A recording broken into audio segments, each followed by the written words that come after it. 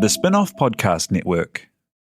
Are you making the most of your KiwiSaver investment? Generate is an award-winning KiwiSaver provider with a track record of strong long-term performance. Making a smart decision now could add tens of thousands of dollars by the time you reach retirement. Book a no-obligation chat with a Generate KiwiSaver advisor today at generatekiwisaver.co.nz/get-advice.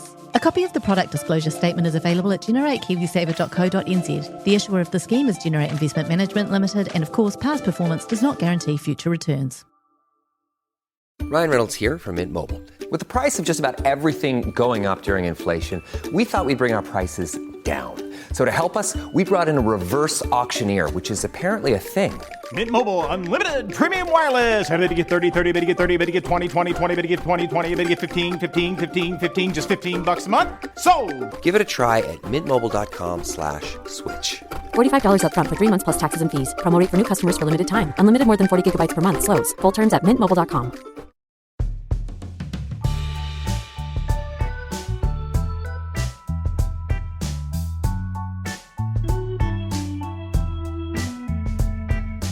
Tēnā koutou, tēnā koutou, tēnā tātou katoa. Welcome to Gone By Lunchtime. Big thank you, first order of business, to KiwiSaver Scheme Simplicity for sponsoring our politics content on the spin-off. They're the sponsors, but they don't endorse any of the stuff we say, especially not the things that Annabelle Lee says. Hello, Annabelle Lee. Kia ora.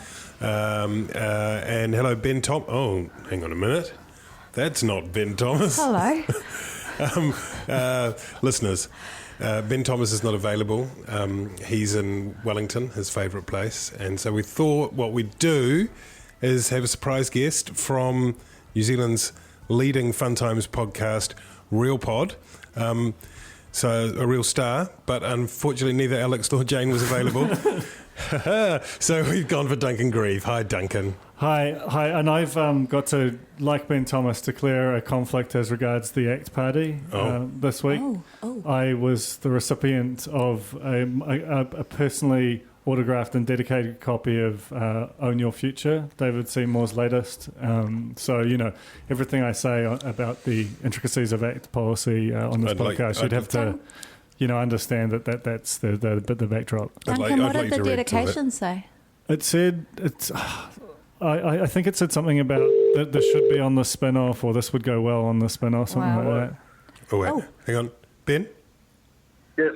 We've called up Ben. I'm sorry to cut you off there, Duncan. I was going to keep going. It needed to happen. We're just talking about David Seymour's new book, Own Your Future, which we've got a copy of in front of us. But you can't talk about that because you're conflicted. Can you, Ben? I'm conflicted. I look forward to listening to the pod. How's Wellington? Wellington is freezing. It's extremely cold here, but everyone's on a kind of St. Petersburg war footing. I was down here last week, shortly after we recorded Gone By Lunchtime, and just about where I am right now, I ran into Patrick Gower on the morning of TV3's Poll of the Decade. Oh yeah, what do you call that? Incredibly explosive. Incredibly explosive, carrying the most gigantic bag of carbs I've ever seen to get him through the day. What kind of carbs does Patty eat? I thought you said calves, and I was imagining these kind of squirming baby cows in a big sack being carried by the TV3 political editor. I feel like once the red mist sort of descends on them further into the campaign, that'll be kind of what they're feasting on through the day. But at this stage, I think mainly just like noodles and chips. And have you got any hot takes on the politics? I've got so many hot takes, but I think I'm going to freeze to death on the side of this Wellington street. So I want you and Annabelle and Duncan, when you attend my funeral, to tell everyone I was right about the Greens' leadership all along. Oh, don't let people forget. Yes, this is Ben Thomas, the biggest Chloe Swarbrick booster in New Zealand. You know what he says? They go low, we go clo. All that's left to say is it's your birthday today, isn't it, Ben? It is. I'm extremely old. Should we sing? Happy birthday to you. Oh, it's cutting out. You're cutting out. Duncan, you wanted to talk about David Seymour's book. You sent me a message on internal Slack very confidential message.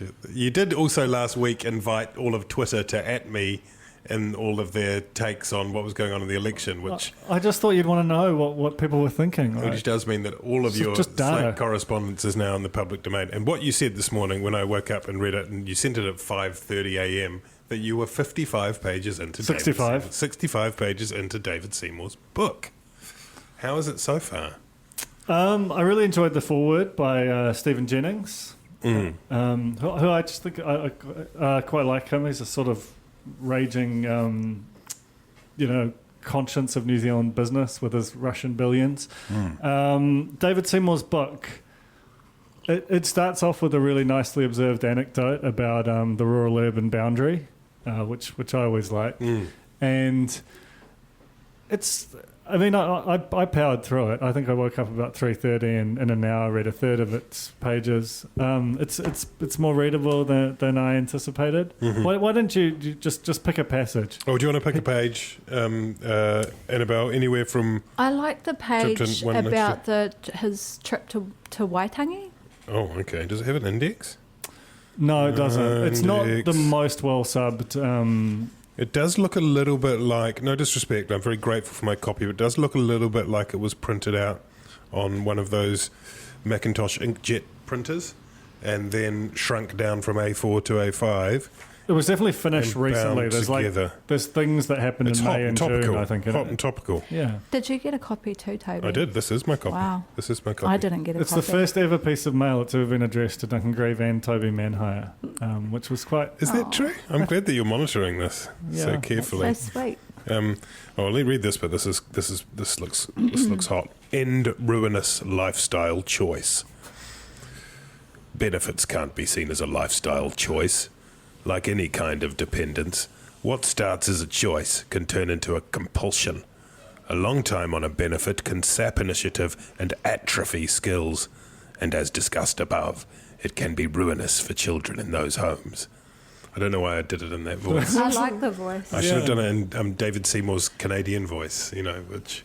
from that famous YouTube clip that you're one day going to write about. That I'm one day going to expose. Anyway, look, let's leave that for now. I'll give that to you, Thank you, Annabelle.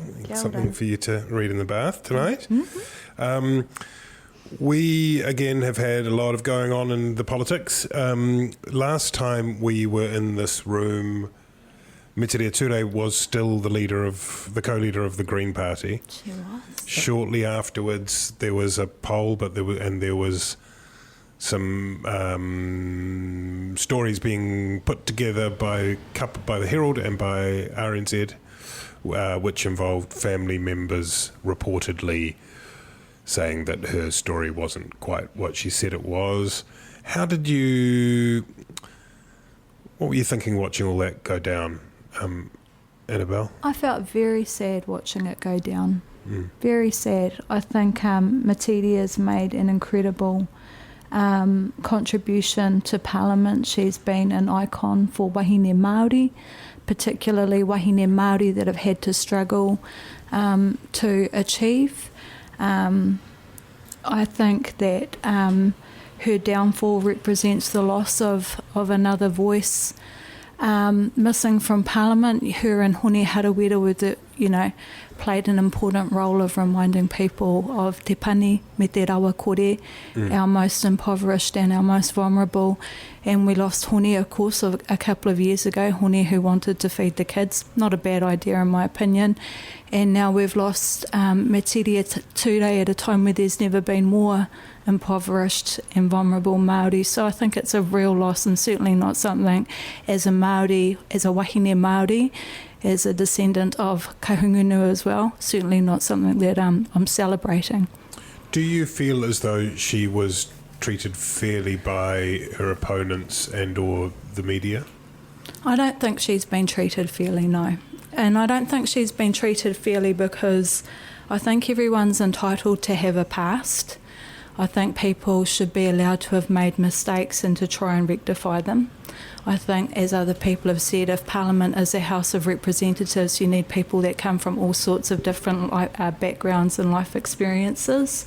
I think that comparing her actions to that of Bill English, who was a sitting member of parliament at the time who was earning a huge pay packet at the time that he was also collecting a $900 accommodation allowance through the smarts of his lawyer, is not a fair comparison to a young woman struggling to put herself through university as a single mother on a benefit. I think some of the media commentary that Metiria is not perhaps poor enough to have championed that issue because she never had to resort to things like prostitution is frankly a ridiculous question in comparison. So I personally don't think that Metiria has been well treated or fairly treated. But I also think that the Greens really balled this up big time, and I would wonder if there's any soul searching happening in their hierarchy around how they played this out and whether or not it was a smart strategy, because in my mind they've lost their secret weapon, or one of their most valuable weapons, which is Metiria, who has this 15-year track record of very good service. I wonder if perhaps there was some naivety on Metiria's part, because she had never, from what I can remember, really been embroiled in a political scandal before. Perhaps she didn't realise how hard the media would come after her and pursue her. But I think, again, as I've said in previous podcasts, if they were going to run this strategy, they needed to have it really clean and tidy right from the start. She needed to have already met with wins. She needed to have a number of specifically how much it was that she owed. She needed to pay it back. She needed to say, I'm sorry that this happened, but it was, I felt at the time, something that I was forced to do, and it's something that I've, tried to make amends for. I've paid it back, and I've served New Zealand as a representative for 15 years. So I think because those things were missing, it's ultimately spelt her downfall. And the thing, I suppose, to remember, because so much has changed in such a short period of time, is that it wasn't that long ago that the Greens were struggling to get any traction. They said in an interview with the Spin-Off earlier this year, James Shaw and Metiria Turei said that in the last election they'd calculated that they'd had 1% of the media coverage of the election. They knew they had to do something to get the, become the dreaded cliche, to get that cut through. That's my phone ringing. I hope it doesn't go on here. To get that cut through, and that was the decision they took, and they themselves say it was a risk. They knew it was a risk. I mean, maybe they even knew it was a long shot, but they decided to do that. Well, it's fine to take gambles and it's fine to take risks, but there is such a thing as risk management, and it appears that there is absolutely zero risk management going on. And I don't know if that's because Metiria was insistent that the strategy be run this way, or if she was just really poorly advised by the people around her. But I think there's ways of taking a risk without literally having it blow your hands and face off, which is what's happened here. And they sort of have a problem now, Duncan, in that they are now in a post-Metiria reality, and they relaunched the campaign on Sunday without Metiria present. She'd been removed from the new campaign ads. She's gone from being removed from their billboards. Even looking at their Facebook page now, the banner has a picture of all the Greens without Metiria. And yet, she's also in many ways still their, I don't know, is talisman overstating it? She's also one of their main mechanisms by which to run their campaign. They say that on the doorstep, people still want to talk about that. Lots of the billboards have got love hearts for Metiria Turei on them. I mean, it's a difficult position they're in now to, on the one hand, say we're over that and we apologise for it, on the other hand, hang on to it. Yeah, I mean, I think that's one of the things that's quite difficult for them, is that, if they only got 1% of media coverage going through the last election, and this one, if you consider the campaign to have started proper with her speech, which it kind of felt like it did, they probably, had as much as any party, maybe more than any party, potentially barring Labour, for their own spell, which Metiria caused. And but all of that was about her. And yes, she was a divisive figure, and you can argue about why that was, but it made her the heart and emblem, and totally the talisman of the Greens. And now they just seem a little hollow. And there's the sort of James Shaw, who comes across, who's done that sort of assiduous courting of business and presented himself as a sort of a policy guide, been there fronting alongside Grant Robertson on finance announcements and so on. But Metiria was the heart, and the empathy and the and that there is just a bit of a void there, and no one else in Greens has that kind of prominence, and it is going to be difficult for them to recover from that sort of psychic break that represents. I mean, the thing they did, I went to this reset on Sunday, which was a slightly odd affair, in which it was, as I say, that kind of both trying to move on, but also there was a certain sadness, almost a funereal quality in some sense, and James Shaw did his best with his 20 top list MPs behind him to present a face of they were trying to be upbeat as far as they could, but you could feel, and understandably, that people have a certain sadness. And what they've done, the thing they miss out on when you see a very different scenario, but when you saw Little go, then you get this uplift. Whoever it had been would give a boost.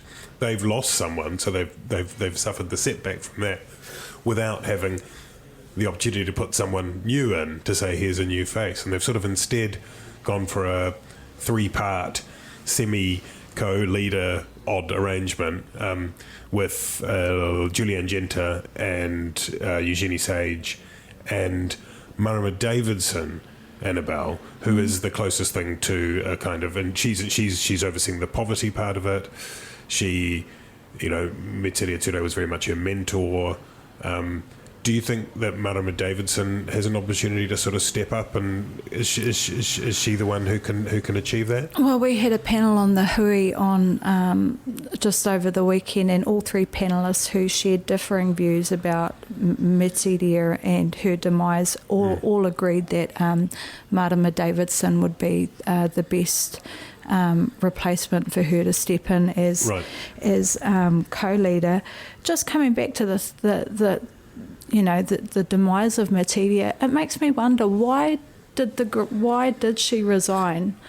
Why did the Greens let her resign? Why would you not take a play out of, National's book and do what they do with people like Judith Collins or Nick Smith and kind of send them to purgatory for a year or 2 and then rehabilitate them? I don't know why that didn't happen. Perhaps Metiria didn't want it to, I'm not sure, but it seems silly that you would waste all of that institutional knowledge that goes with Metiria and just get rid of her altogether. Perhaps that's something she's wanted, I'm not sure. But just coming back to the commentary around James Shaw too, in the last couple of weeks it was said a lot, poor James having to front for Metiria, and she's smiling and he's having to front up and answer all the hard questions, which I thought was interesting because they're co-leaders. That's what co-leaders do. They back each other up. But interestingly, when it came to Metiria's predicament, it was almost like James was being cast as a victim of her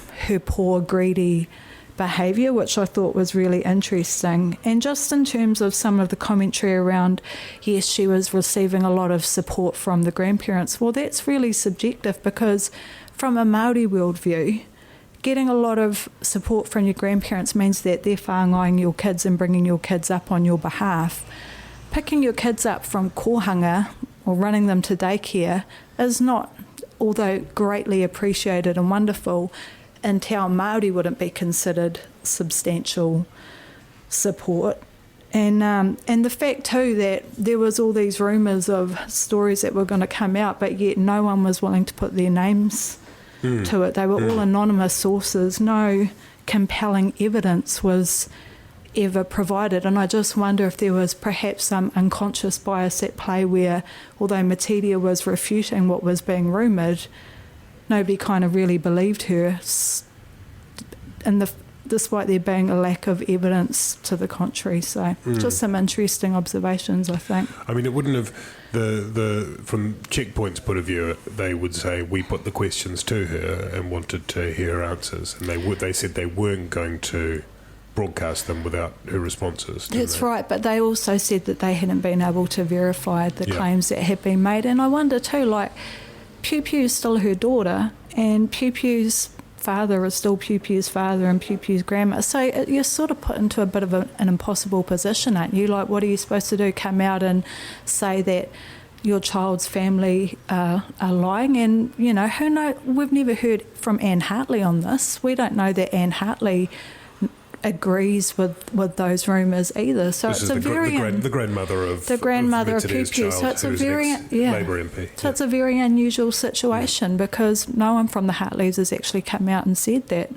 That's kind of where I think it goes to your point about the management of it by the Greens. Like, it does feel like she was, you know, sort of sacrificed to it, and that there was this incredible degree of scrutiny, which is entirely predictable, and that neither sort of some of the tonal kind of how it was articulated, but particularly, you know, you needed to protect her family as much as anything, who, you know, Metiria, she signed up for it to some extent. You know, she's co-leader, she's in Parliament, and she made that decision. She may well have made it in consultation with the family, but all of the kind of collateral damage that was flowing down to them, that sort of seems like it played a big part in the ultimate, you know, in what her decision to resign, you know, depending on whether you know, who you think won the battle over with a checkpoint or the poll did, which was, I think, as you correctly noted, Toby, one of the most unseemly parts of it. But, you know, that sort of failure to kind of manage and anticipate and then protect both their MP and those associated to the story, adjacent to the story, was, you know, has been kind of horrific to watch in a way. Yeah. Look, one of the results of all of that, hogging the headlines, along with the attention that Jacinda Ardern has attracted, was that the National Party seemed a little bit lacking in their own spotlight, which could be part of the reason that they came out over the weekend with a interesting policy which was described as boot camps for bad young people, although they didn't like that term. It came, in fact, there was on the Saturday there was an announcement for electric vehicle, for the full government fleet to go electric vehicles, which seemed going in one direction. Was that a full fleet, or was it a third of the fleet? I thought there was some kind of... It was I think like they couldn't go full electric. Sure. Oh, I think you might be right. Yeah, you might be right. Beg your pardon. Thanks for the fact. You see, this is the kind of level of scrutiny that was Gone By Lunchtime. I just feel like you can't imagine like a whole national fleet. You know, like I don't feel like that plays well in the provinces. You can imagine like the electorates maybe. Moving swiftly along, then on the next day there was this crime and justice policy, which included this military academy for the worst youth offenders, and B, curfews for children under the age of 15, I think, out between the hours of whatever it was, 1 and midnight and 5 a.m. Thank you, Duncan. The bringing the sort of level of attention to detail that you get on the Real Pod, which is available on all Spin-Off's podcasting platforms. What did you make of that, Duncan? There was it seemed a little bit retro. It seemed a little bit like it's revision to me. It's classic hits National Party. Yeah, and I think that's what there's been this like theory, and I think quite well evidenced theory that National have colonised almost the entire political spectrum over the past 9 years, just doing kind of half a policy in almost every direction, and Labour's re-emergence and essentially re-announcing policies which they've had for a while, but everyone's suddenly been quite excited about them because they've got a new sort of face to them, has forced National to kind of realise that they, that this isn't promised to them, that they've got a real fight on their hands, and there's been some sort of revision to mean, I think, about it, and there's I do think that that policy, and we might see more like it. David, sorry, Toby just kissed David Seymour's face on the cover of his book, and I don't know apropos of what, but it was quite a moment up here. Madeline just passed it. It's getting hot. It's sort of steaming up. But and I think that like I went to Nationals. Things we're bragging about our weekends, not the weekend just gone, but the one before. I went to Nationals launch of their Auckland transport policy, and was surprised, I think, by how just the ethnic diversity on show, and particularly the amount of Indian and Chinese representation. The Chinese National Party has this wing called the Blue Dragons, which I'm trying to get a story on unsuccessfully so far.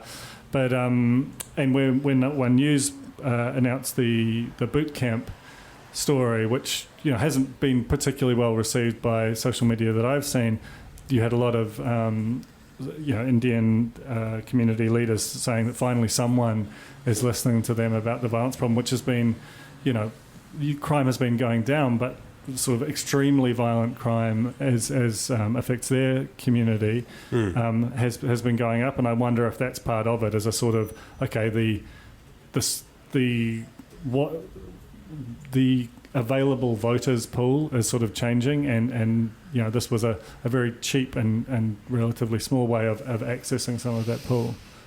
This is a play to people who live in places like Kaikoura here, Annabelle, where there are, the weekly robberies of bottle stores and the sense of the whole kind of feral youth thing. It's gonna resonate with some people, isn't it? I think it's comprehensive verification that National is all out of ideas when it comes to tackling Jacinda. So they've had to make a big lurch to the right and pull from their old Bash the Maori playbook, is my reading of it, in terms of... why is it Bash the Maori? Because Maori will be overrepresented in the body of youth that they're talking about. It's dog whistle politics, this along with with their rebuttal of Labour's water policy. But in terms of this one in particular, it's shown already domestically that it doesn't work, that you get massive reoffending. Internationally, it's shown that it doesn't work. It's been condemned by Andrew B. Croft. Personally, I saw Bill English describe them the other day to Jack Tame as murderers and rapists.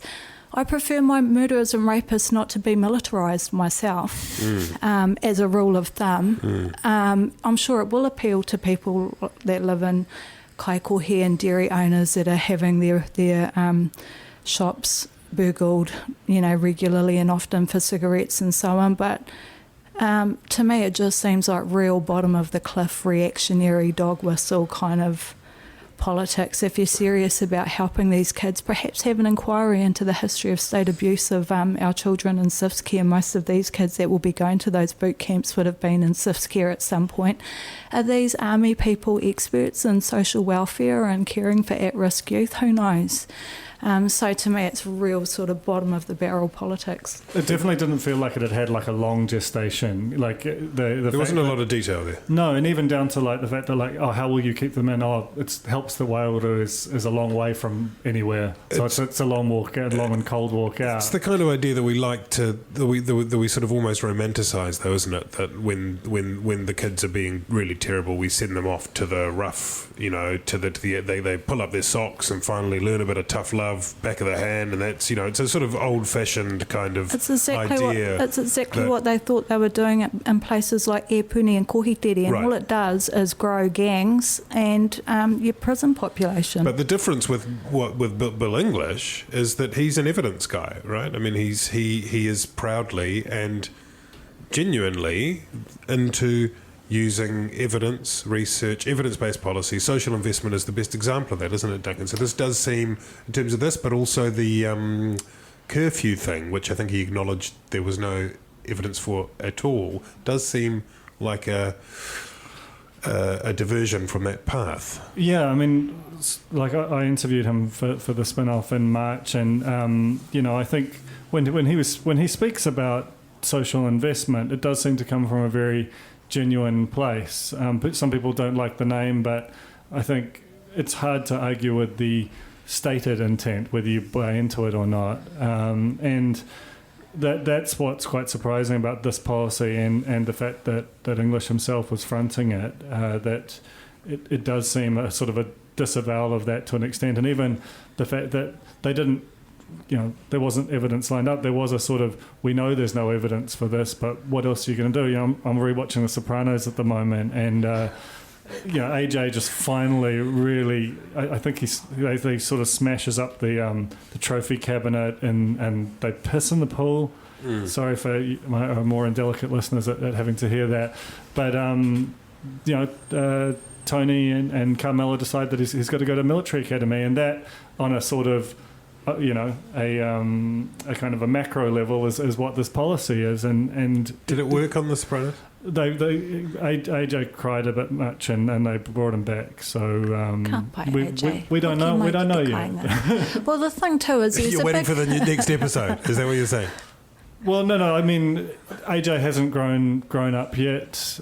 And it's my second run through, but I'm trying successfully to forget what went on elsewhere. But based on what happened to Jackie and what I know, I can't forget happened to Christopher. I just feel like I don't have great hope for AJ. Annabelle. Well, potentially, there's a place for boot camps for perhaps unemployed youth who voluntarily decide to go because they want to learn some discipline or they're genuinely interested in a career in the military. But to round up these kids who have serious issues and send them off to boot camp just seems like madness. And again, English said, look, we want to give it a go. You can't experiment with the lives of children. It's far too dangerous, and particularly these kinds of kids. So, what is it, 92,000 youth not in employment, education or training? How about starting there and finding something, good for them to do rather than sending kids off to Waiodu to learn how to shoot guns. The other thing you mentioned, Annabelle, a moment ago was water policy, and that's been an interesting, we are getting into a bit of chunky policy at the moment. I will break here, since we say policy, to mention Policy NZ, which is on the website, thespinoff.co.nz. Duncan, are you excited by that? I'm very excited by that. This is kind of a promo, really.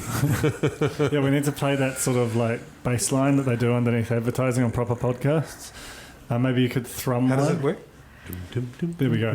So these kids approached us like 6 months ago, not even actually, 3 or 4 months ago. They wore suits, they were very young, and I was frankly very doubtful about whether they could pull off anything remotely to the scale that they were planning in that time. I backed them from the start. That's not true. I've got the private messages. But they absolutely did, more than. And now at policy.thespinoff.co.nz there is the most monumental body of work. It's like 40,000 words. It's bloody great. It is. It's great. Former Salient editors. Yeah, well, I saw Henry Cook shouting out the class of 2014 or whatever. It's it is cool that, because we've had a lot of personality politics, we've had a lot of personalities changing at the head of parties and so on, just to have what they all stand for. And the fact there's quite a lot of common ground between the parties you wouldn't expect, quite a lot of sensible stuff. You're like, it's quite nice. It's almost in the heat of the Twitter rhetoric that we were discussing before we came on air, just to see some of what they're actually trying to do ostensibly is quite nice, I thought.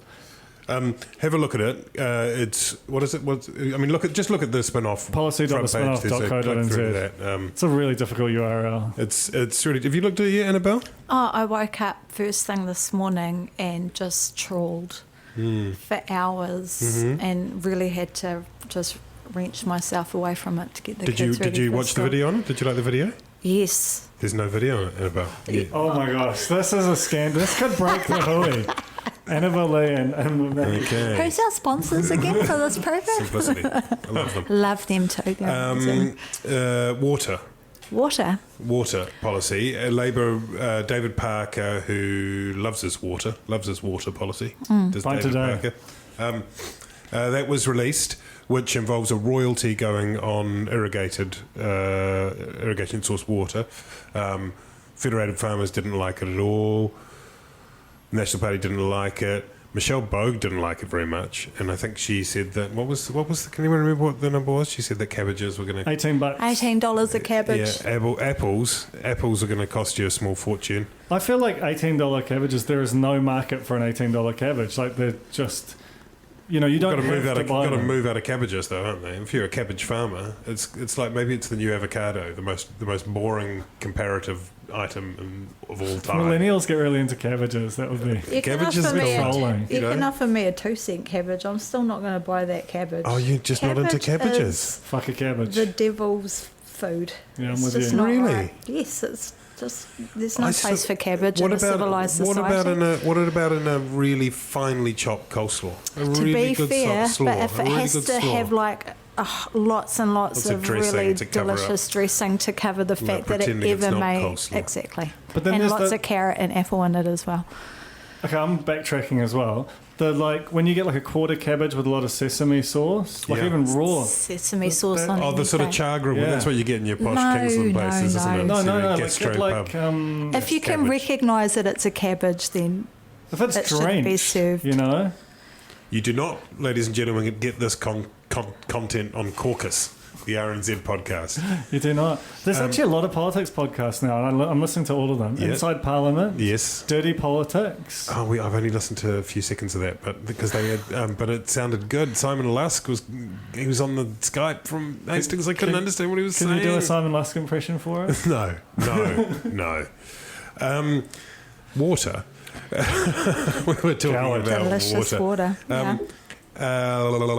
And then the national response to that was partly was the $500 Brussels sprouts, and then it was, what was the headline? It was in the Herald on Monday. Annabelle, can you remember? It was Now what was it? treaty. Yeah. It was treaty warning over Labour's water Treaty tax. warning over Labour's That was the water splash. tax. Front page of the Herald. Yeah. Guy Williams didn't like it very much, but we won't get into that. What did Guy Williams say about it? Oh, there's been a terrible flame war on Twitter about whether or not the Herald is the devil or he's a naive buffoon. To me, it felt like a dog whistle headline again. The greedy Marys are coming for the water. That's my read of it. It was an interesting one. So it was clearly, it was an exclusive, a Sunday for Monday exclusive, and clearly it had been served up to the Herald. And Chris Finlayson, who's pretty broadly respected, I think, is that fair to say, Annabelle? He's been considered a very, I mean, he's well respected among Māori. yeah. So Till that headline came out on Sunday. right. So what was he trying to achieve there? Because and to some degree, he's right. Of course, it affects the treaty, doesn't I it? think- It's more about how whether or not I suppose it affects the deals already done. Right. I think that, we've just seen the Greens make a big play for the left. Everyone's been fighting over the centre ground for ages and has all started to meld into each other. The Greens made a big play for the left and then it exploded. Jacinda became reigning queen of the Labour Party and now they're up in the polls. So now we're seeing National lurch back to the right, circa hollow men, but slightly more refined. So it's not iwi kiwi kind of stuff. It's things like, what's the headline again, Toby? Treaty warning over Labour water tax. Now, if we can negotiate things like the TPPA and multilateral agreements on investment and, emission trade schemes and all of these highly complex things, why is it so hard to negotiate a treaty settlement with Māori over water, and why is it something that we should all innately be scared of and tiptoeing around? It's not going to cost anyone anything out of their pockets. It's not like Joe Bloggs down the street isn't going to be able to buy their coffee or buy a bottle of milk or whatever they need to do, but it's the right thing to do and it needs to be done, and the Supreme Court has already said that at some point, while it's parked up for now, this issue will inevitably have to be dealt with. So why not do it now, and why the sort of scaremongering around it? I just think that it's, we see Māori become fodder for the election. Yeah, it's funny, because I want to believe that Chris Finlayson's a good dude as well, both because he birthed baby boy Ben a number of years ago this day, but also because he, and he writes for The Spectator, and he seems like somehow a level removed from certain elements of the National Party that can get unseemly. He doesn't seem to ever get involved in that. And, he didn't write the headline. And I think if there's this sort of gap between how it might play and how it was sort of delivered. Like, because I feel like you could read that, Finlayson's statement as, watch out, Māori, this is foreshore and seabed all over again, and with the same party coming nominally with benign interests, but to essentially nationalise something that you have a claim to. But because of how it was sort of framed, not necessarily by Finlayson, it does kind of raise the spectre for the fearful middle New Zealander who expects kind of Māori coming for everything that's not tied down. That's a way it might be read, and I guess it comes down to whether you sort of, what the motive was. And I think, unfortunately, you're probably right in the sense that it was a calculated second run at the issue from National. After figuring out the $18 cabbages, no one likes cabbages, no one's worried how much they are. After they played that and it hadn't really worked, and after they'd gone $70 bottles of Chardonnay, everyone's like, come on. That this was their second run at the issue. I guess maybe it was deftly played by Finlayson, and that the precise nature of his words didn't necessarily seem to, be unequivocally, arguing that, not in the same way that like an Orewa speech was, for example. But if that's the way the campaign does head, and if it becomes more nakedly that way, then I think that would be a profoundly unpleasant thing for us as a nation. But water is shaping up as an election issue, isn't it? I mean, it in one form and another. Well, water usage is shaping up as an issue, and has been for quite some time, with the outrage over water bottlers, getting access to some of our most pristine water and selling it for a small fortune overseas. But up until now, Māori rights to water hadn't so much been certainly amongst Māori it was, but not within mainstream New Zealand. It hasn't been an election issue until it's a perception that that's why it's been left alone, in part because that's seen as a political powder keg that people want to leave well alone. Just let's not get into it, despite the fact that it's putting it into the too hard basket thus far. But again, at some point, it's going to have to be water. You can't put water into a basket. It's not into a kete either, because it's just going to pour everywhere. Before we wind up, another potential resignation coming out of this election, albeit circuitously, is the Deputy Prime Minister of Australia. Oh, yeah. Barnaby Joyce. Somebody said, might have been Edgler who said that he sounded like a character out of a Linley Dodd picture book. He really does. So of course he's got to have a New Zealand connection. He does. And there's for those who haven't seen it, it's because it turns out he's a New Zealand citizen, probably, which is because his dad James Joyce, is from Dunedin. It's a dirty old Dunners Even boy. though he was born in Tamworth, and he's as Australian as they come. He was his dad, because his dad was born in Dunedin, in New Zealand. Anyway, so Duncan, don't look on your phone. Oh, you take a photo. David Seymour in that photo. This is falling apart. This podcast is falling apart. It's never like this with Ben. Ben keeps us on the straight and narrow. Anyway, but part of that is because it's this weird quirk in citizenship law combined with a weird quirk in the Australian Constitution that means that you can't have dual citizenship if you want to stand for federal office. Duncan, there's a suggestion that Chris Hipkins may have been involved in this in some fashion, Chris Hipkins being the Labour spokesperson for education. Yeah, it sort of doesn't look right. Like, it's a hilarious story, like, don't get me wrong. It's kind of my favourite thing that is happening to Labour, like, after they've spent the last few years getting increasingly, like, fuck-witted in terms of how they behave toward New Zealanders. The fact that, like, these kind of traces of New Zealand ancestry have started to evict in increasing numbers their members of parliament, that is real cool. But if it could bring down their government, because this guy's the Deputy Prime Minister with a one-seat majority, like that would be quite a spectacular little message in a bottle from our sort of deep past.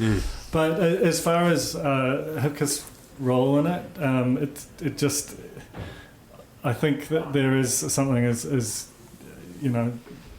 someone, might have been you, Toby, said that there's a little bit of a kind of excitable student politician about it. Like, this was a really, a juicy story, but it wasn't necessarily, because he was interfering sort of essentially on behalf of the Australian Labor Party. It's not very grown up and diplomatic. And he has been reprimanded by Ardern. So even though he didn't, nominally didn't cause this, it seems as though Fairfax Australia inquiries are what triggered the investigation by Internal Affairs, which ruled that yes, he was an Australian citizen. Have you been following this excitedly, Annabelle? I saw a little bit of it. Get rid of him. What's that noise? I would suggest Jose, but he's not in the building. Oh, okay. Sounds like someone's slapping a brick wall with a jandle. That could be more of a Don Rowe thing. Sorry, Annabelle. That's okay. No, I just said she's got to go. You can't have a New Zealand father. It's outrageous. Out. There is a vacancy. Him and his kids. Co-leadership of the Green Party. You heard it here first. That's Gone By Lunchtime. Thanks, Duncan, for sitting in. It's been fun. Thanks, Mad, who's back from a hair-raising adventure in the Solomon Islands, where she nearly died. Are you going to relate that story on a different pod? I'm not on any pod. I'm not on any pod. She said, yeah, I thought we might get you on your real pod just to tell that story, because it's a hell of a story. So tune into the real pod for that story of the Mad Chapman's near-death experience. Brush with death. Woe enduring doe. And we'll continue with our own hair-raising experience of the New Zealand election 2017 on the next Gone By Lunchtime.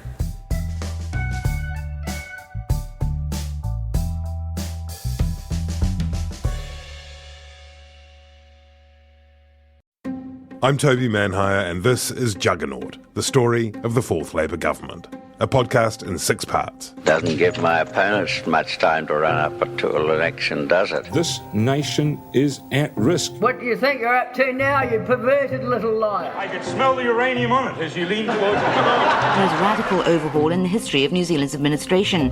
Juggernaut, the story of the Fourth Labour Government, made with the support of New Zealand On Air. Listen now on the Spin-Off or wherever you get your podcasts. Are you curious about how business can be better? I'm Simon Pound, and I host Business is Boring, a podcast where I kōrero with some of the most interesting people in entrepreneurship, commerce, and making things happen. Tune in to Business is Boring every Tuesday, brought to you by the Spin-Off Podcast Network in partnership with Spark Business Lab. The Spin-Off Podcast Network.